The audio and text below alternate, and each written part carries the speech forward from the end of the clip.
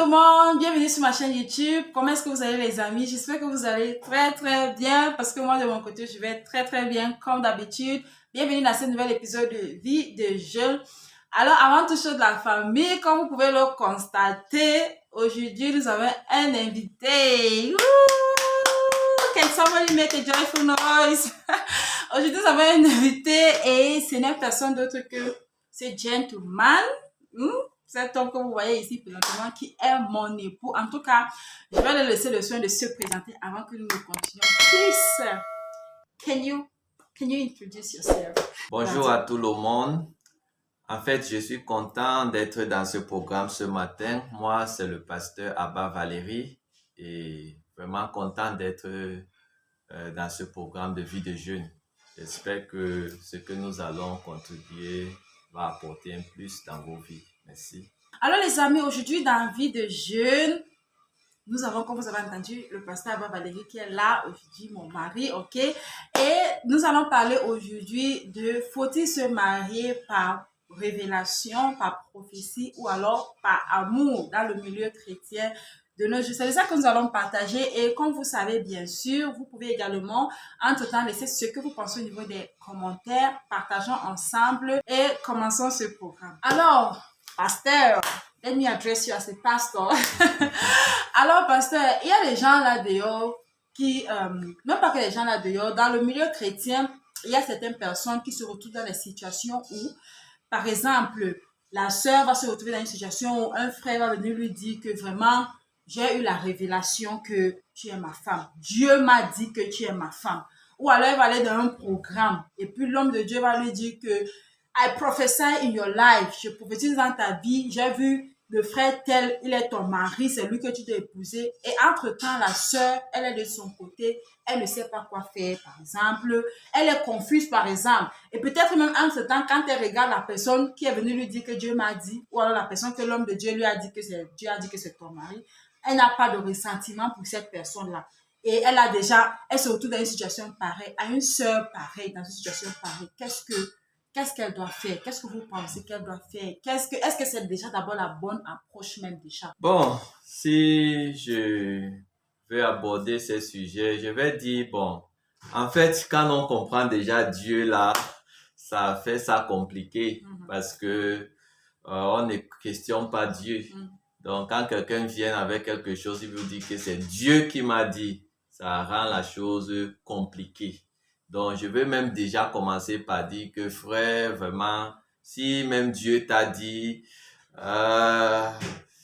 il faut la manière.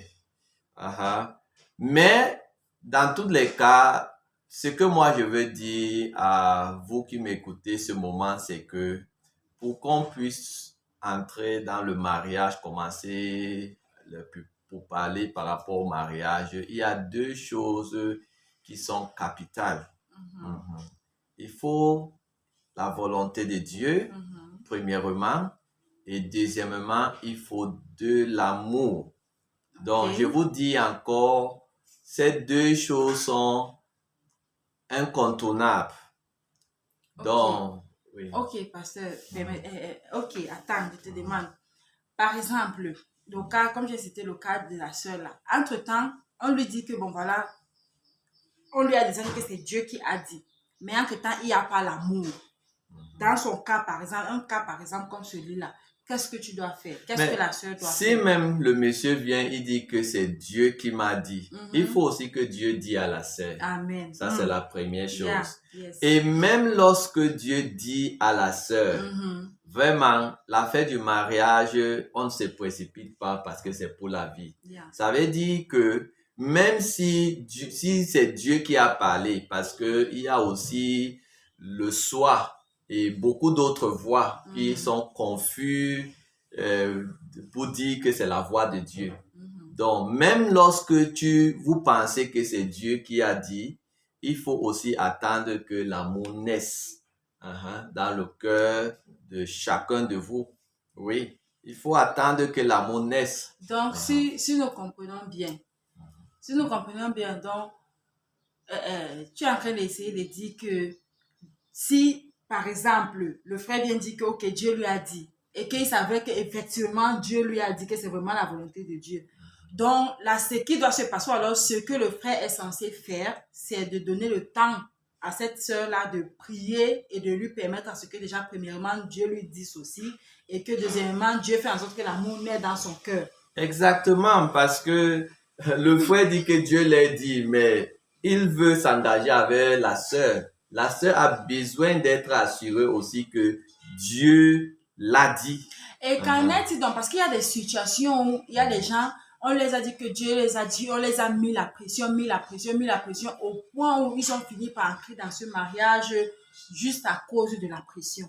Et quand c'est le cas, donc, il y a des gens qui entrent dans des mariages comme ça à cause de la pression, à cause de Dieu m'a dit, et finalement ils se retrouvent dedans et ce qu'ils vivent, ce n'est vraiment pas agréable. Or, nous savons que la Bible nous dit que les bénédictions de Dieu ne s'accompagnent d'aucun chagrin. Donc, quand Dieu te bénit avec le mariage, il veut que tu enjoy, il veut que tu jouis de ton mariage. Mais pour certains, ou alors voir peut-être la majorité même, ils se retrouvent en train de subir au lieu d'enjoy à cause de Dieu m'a dit et des prophéties. Et dans ce cas, qu'est-ce qui doit venir? Mais justement, voilà les résultats que nous en subissons beaucoup subissent dans les mariages aujourd'hui. Vous avez constaté que le divorce maintenant dans le christianisme, c'est comme chaque jour.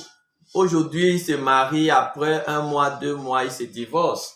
Pourquoi? Parce que Dieu m'a dit, et en fait, c'est comme si ils viennent pour imposer à l'autre personne que c'est Dieu et il faut que ça se passe.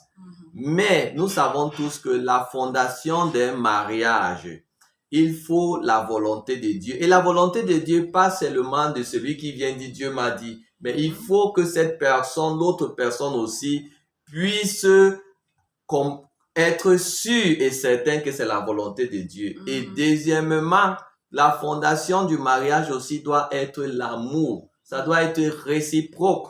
Parce que c'est cet amour-là qui va garder ces mariages pendant des moments difficiles. Oui, parce que demain, cette personne que tu dis que tu veux épouser, peut-être il est, je ne sais pas comment il est, mais il peut perdre son travail. Ça peut arriver qu'il tombe malade. Beaucoup de choses, la vie contient beaucoup de choses. Oui, il y a le paquet de la vie qui va être révélé. Et s'il n'y avait pas vraiment l'amour à la base, cet mariage va se briser. Et si les deux parties n'étaient pas certains de la volonté de Dieu, à un moment, quand le bateau, il y aura la tempête, ça va s'écouler. Justement, pour un peu ajouter à ce que tu dis, vraiment, c'est... En fait, tu as utilisé un mot qui est très capital aussi, être certain. Être certain que le monsieur-ci ou bien la femme-ci, c'est vraiment la volonté de Dieu pour moi. Je parle surtout les jeunes sœurs, parce que les jeunes sœurs de nos jours, parfois, surtout celles qui se retrouvent à des âges avancés sans le mariage, parfois, elles se retrouvent en train de faire des erreurs, tout simplement parce qu'un certain monsieur est venu se présenter à la fin. Et elle se dit que, voici ma dernière option. Si je ne le prends pas vraiment, ma part est finie. Or, elles oublient par exemple que quand tu le prends là comme ça, it's for a lifetime. C'est-à-dire que le reste de ta vie, c'est avec cette personne-là. Justement. Donc, si c'est que Dieu t'a donné encore 20 ans à vivre, tu vas vivre 20 ans avec cette personne. Si c'est 50 ans, tu vas vivre 50 ans avec cette personne. Et est-ce que tu vas juste entrer parce que, bon, en fait, pour dire qu'il faut vraiment aussi être vraiment, vraiment certain. Et qu'en est-il donc du cas où, par exemple, une jeune sœur ou bien un jeune frère se retrouve en train de mettre quelqu'un et la personne n'est pas sûre que c'est la volonté de Dieu pour lui ou bien pour elle? Qu'est-ce que la personne doit faire en ce temps, dans ce cas-là, en fait? Mais c'est pour cela que nous, on conseille des chrétiens. Le mariage, quand on définit le mariage, c'est un engagement, c'est public. C'est pas quelque chose de vous deux, justement. Donc, en fait, pour se marier, pour un chrétien, il doit d'abord savoir que la première chose, c'est d'abord de se confier à ses autorités spirituelles. Il y a les pasteurs, il y a les mamans spirituelles qui vont aider cette personne. Parfois, comme tu dis, la volonté de Dieu, ça peut être difficile, mais tu te confies à ton père spirituel, le pasteur, et vous allez prier ensemble. Et avec des conseils pratiques aussi, ça va t'aider à comprendre la volonté de Dieu. Amen, amen. Donc, ce qui veut donc dire que lorsque c'est un cas pareil, vous conseillez à la personne d'aller vers une autorité spirituelle. Vous conseillez à la personne d'aller vers des personnes qui peuvent l'aider de manière spirituelle. Justement, parce que pour ceux qui ne sont pas chrétiens, lorsqu'ils veulent se marier, ils partent vers les papas, les mamans, et là-bas, ils commencent à se demander, est-ce que celui-là, c'est un homme qui a des moyens? Est-ce que vraiment il a une voiture, il a un bon travail? Bon, ça c'est pour ceux qui ne connaissent pas Dieu. Mais pour un enfant de Dieu maintenant, la première personne que tu dois aller vers, ce sont tes parents spirituels, le pasteur, les aînés dans la foi. Et quand tu les dis, voilà, il y a telle personne, ils vont maintenant mettre cela en prière ensemble avec vous pour que la volonté de Dieu soit déterminée. Et je pense même, pour ajouter de l'eau à ton moulin, je pense même que ça va aussi, en fait, cette démarche-là aide les jeunes à éviter même de tomber dans certains problèmes, dans certains pièges, dans certaines choses que nous vivons aujourd'hui dans la communauté chrétienne. Parce que parfois, quand ces histoires-là commencent juste entre deux personnes, avant qu'on ne se rende compte, il y a déjà des dégâts qui sont produits.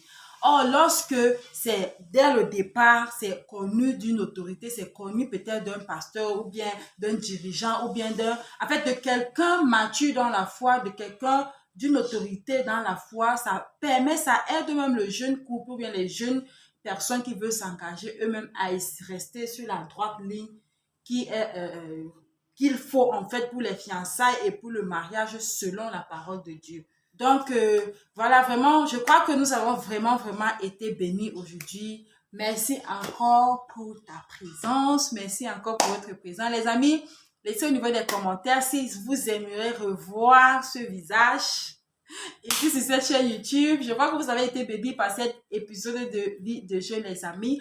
Merci de l'avoir regardé jusqu'à la fin. Je vous vois donc dans la prochaine vidéo. D'ici à là, prenez soin de vous. Et vous savez que la famille, que l'Éternel vous bénisse. Bye. Can you tell them bye? Bye, les amis.